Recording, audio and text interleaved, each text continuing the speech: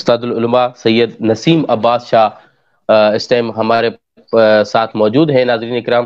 اور جن کا موضوع ہے کہ غیبت کبریٰ میں سفارت کے جھوٹی دعویٰ۔ السلام علیکم ورحمۃ اللہ۔ علیکم السلام ورحمۃ اللہ وبرکاتہ۔ محترم سلامت بہت رہیں۔ شکریہ قبلہ کہ آپ نے اپنے قیمتی لمحات میں سے کچھ نکال کر وقت ہمیں عنایت کیا، اور یہ ناظرین کے لیے بھی بہت خوش نصیبی ہے۔ جی بسم اللہ قبلہ۔ اعوذ باللہ من الشیطان الرجیم، بسم اللہ الرحمن الرحیم، الحمد للہ رب العالمین، والصلاة والسلام علی سید الانبیاء والمرسلین وعلی آلہ الطیبین الطاہرین واللعنۃ الدائمہ علی اعدائہم اجمعین، اما بعد فقد قال اللہ سبحانہ وتعالی فی کتابہ المجید، بسم اللہ الرحمن الرحیم، وَأَشْرَقَتِ الْأَرْضُ بِنُورِ رَبِّهَا، صدق اللہ العلی العظیم۔ امام زمانہ علیہ السلام کے حوالے سے نجف اشرف کے حوزہ سے یہ ایک منفرد پروگرام، جن بانیان نے یہ کوشش کی، خدا ان کی کوشش کو قبول و مقبول فرمائے۔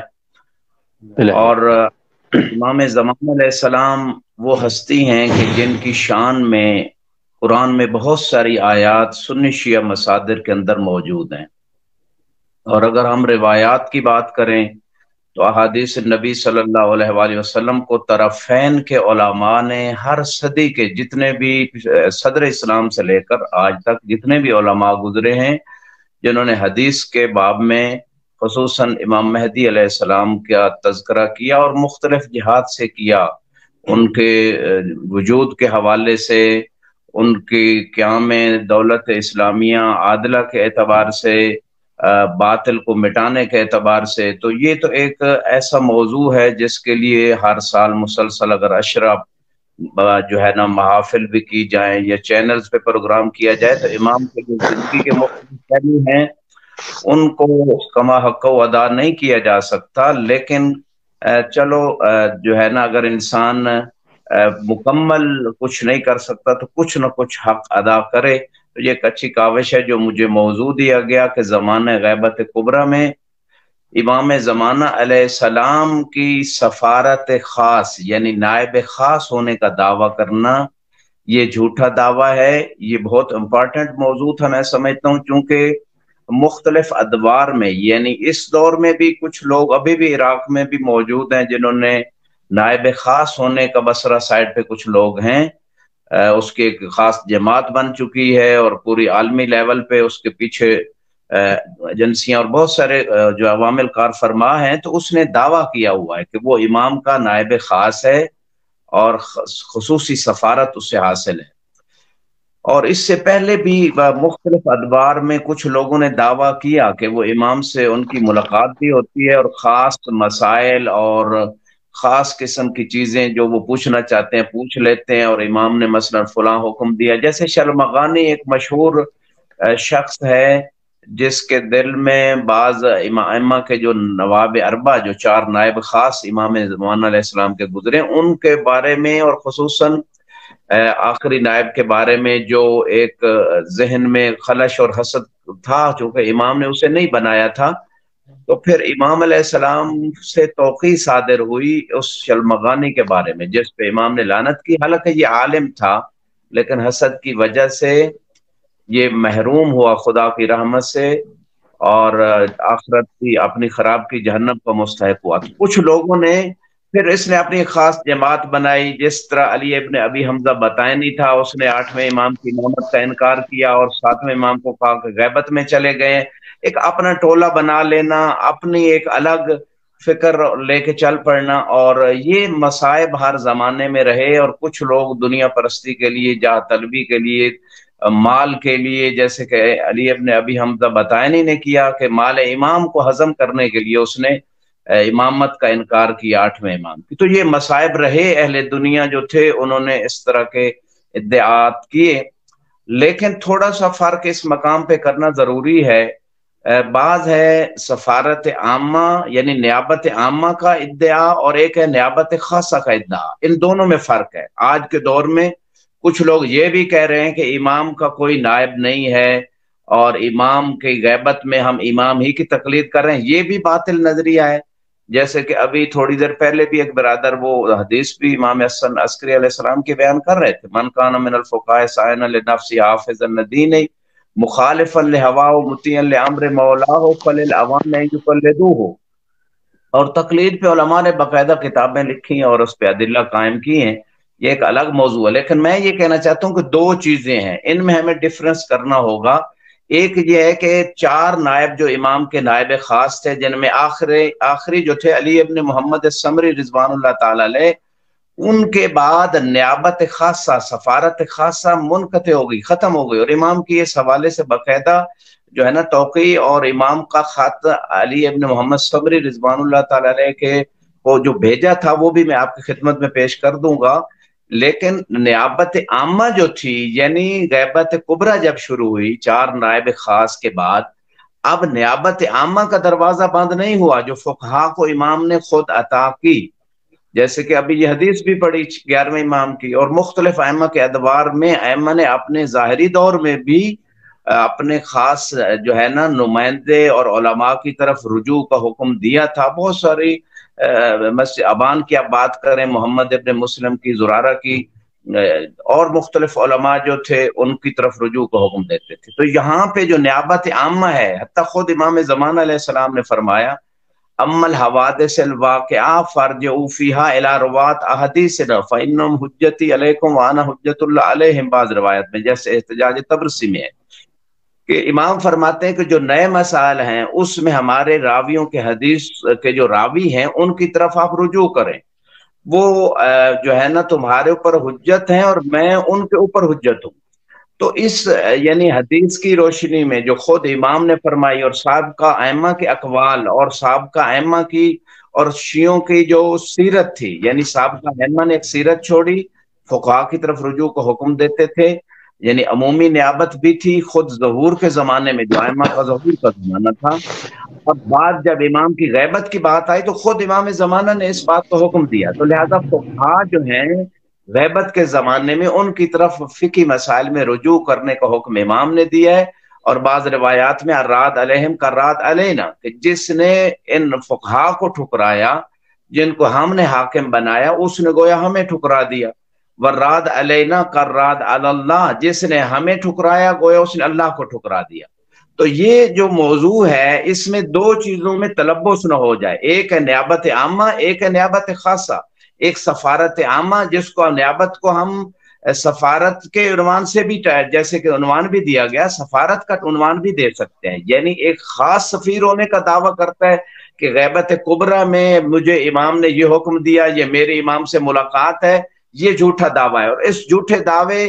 کے بارے میں خود امام نے جو آخری وصیت ہے اس کو اپنا جناب علی ابن محمد سمری نائب خاص 4تھے نائب کو کی تھی، وہ میں آپ کی خدمت میں پڑھ دیتا ہوں۔ شیخ طوسی علیہ الرحمہ نے اپنی کتاب غیبت میں صفحہ 395 پہ اس کو ذکر کیا ہے۔ امام نے لکھا بسم اللہ الرحمن الرحیم، یا علی ابن محمد السمری اعظم اللہ اجر اخوان کا فیک، کہ تیرے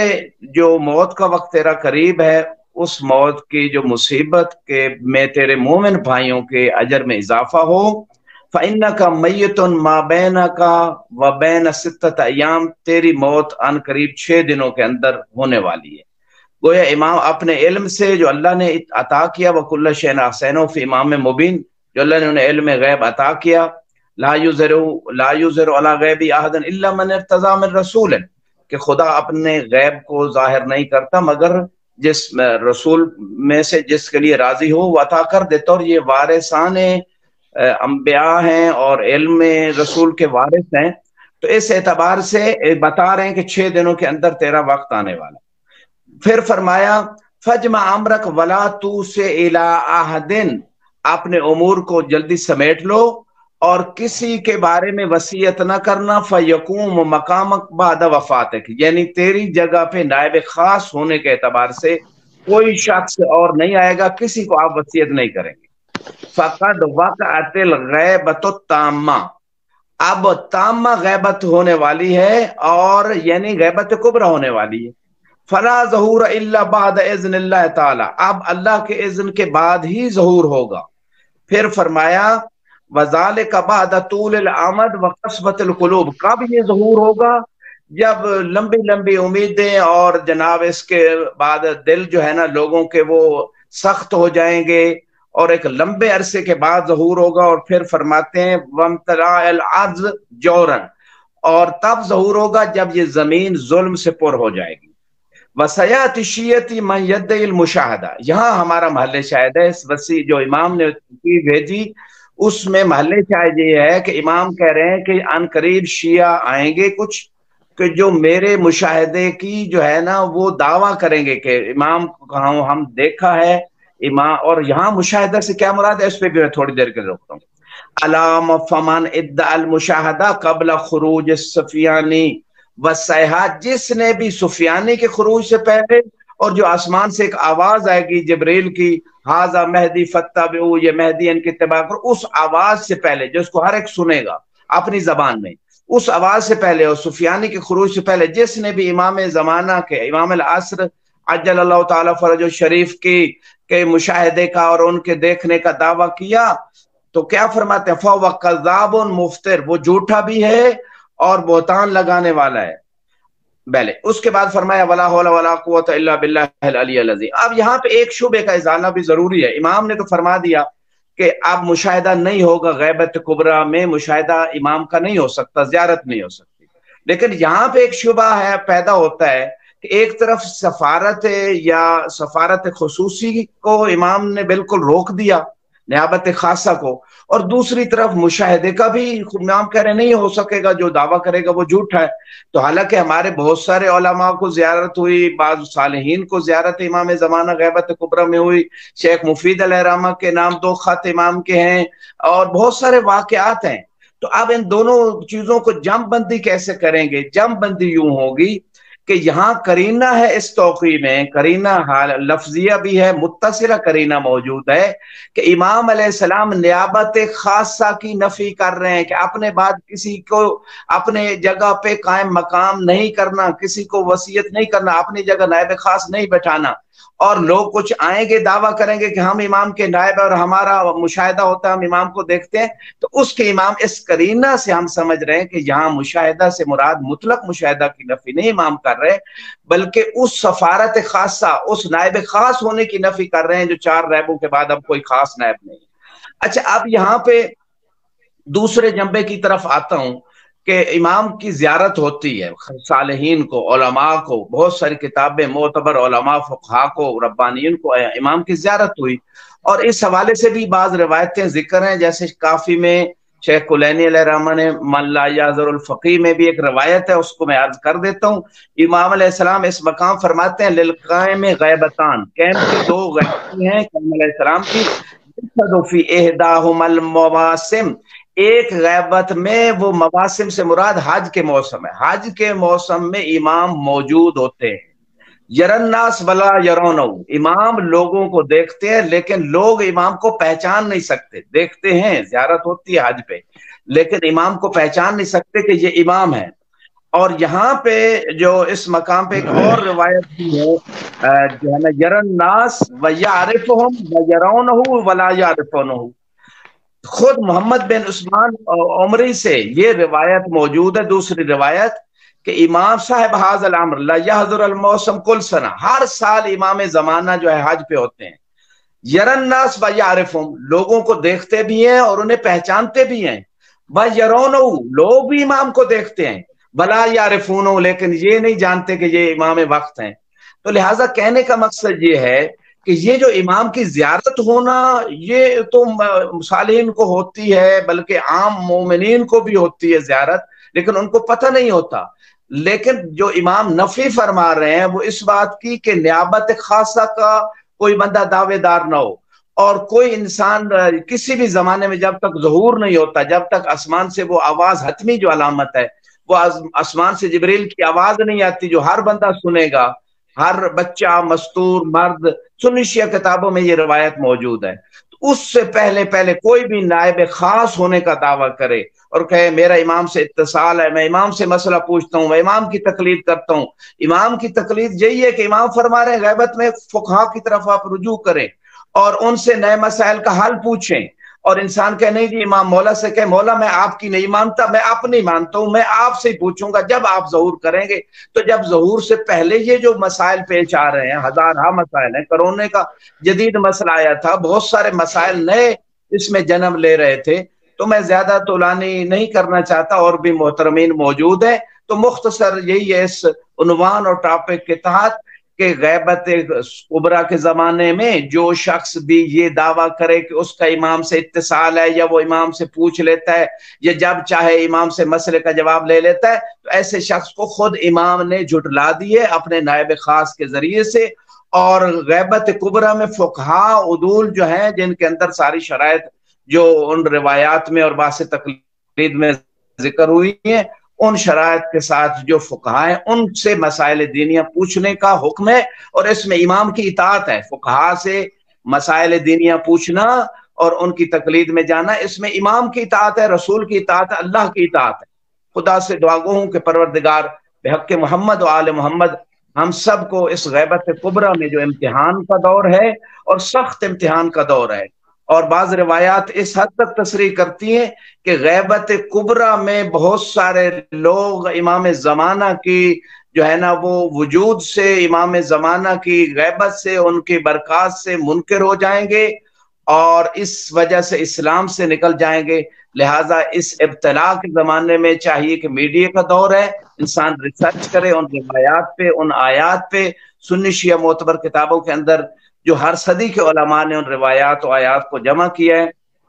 और इमाम ज़मान अलैहिस्सलाम की शान और अजमत और उनके मकाम को बयान किया। और खुसूसन ये एक मशहूर रिवायत, जिस रिवायत को देख के डॉक्टर इकबाल के जो है नवासे, उन्होंने तशय्युअ को कबूल किया था, और वो रिवायत ये थी, मम माता वलम यारिफ इमाम ज़मान ही माता मीततन जाहिलिया, कि जो दुनिया से चला जाए और अपने वक्त के इमाम को ना पहचाने, वो जहलियत की मौत मरा। तो इस रिवायत पे जब वो अपने उस्ताद से पूछते हैं कि इस जमाने के इमाम कौन है, तो वो खामोश रहे। तो फिर किसी और आलिम दीन से पूछते पूछते उन उलमा के पास आए कि जो इमाम जमाना की सही मार्फत करवाते हैं। उन्होंने जब बताया तो तशय्युअ के मजहब को डॉक्टर इकबाल जैसे मुफक्किर, जो खुद भी आखिरी जिंदगी में वो शिया मजहब कबूल कर लिया था, अल्लामा हायरी के दर्स से तफसीर में मोची दरवाजा में जाते थे, और उसके बाद उनकी जो अशार हैं वो भी बताते हैं। तो आज मीडिया का दौर है, उस जमाना तो वो मीडिया का नहीं था, लिहाजा हुज्जत है ये मीडिया उन लोगों के ऊपर कि जो अब भी हक उनके हाथ में, उनके घर में, उनके सामने है, और फिर भी रिसर्च करने के लिए तैयार नहीं। खुदा सबको हिदायत दे। और आखिर में फिर मैं शुक्रिया भी अदा करूंगा बानियान का, तमाम मोहतरमीन का, कमरी साहबान, दोनों भाई और जितने बिरादरान उनके साथ पूरी टीम है। खुदा सब की तौफीकात खैर में इजाफा फरमाए, हमारे इमाम के ज़हूर में ताजील हो, और हमारे इमाम हमसे राजी हों। अस्सलामु अलैकुम व रहमतुल्लाहि व बरकातहू।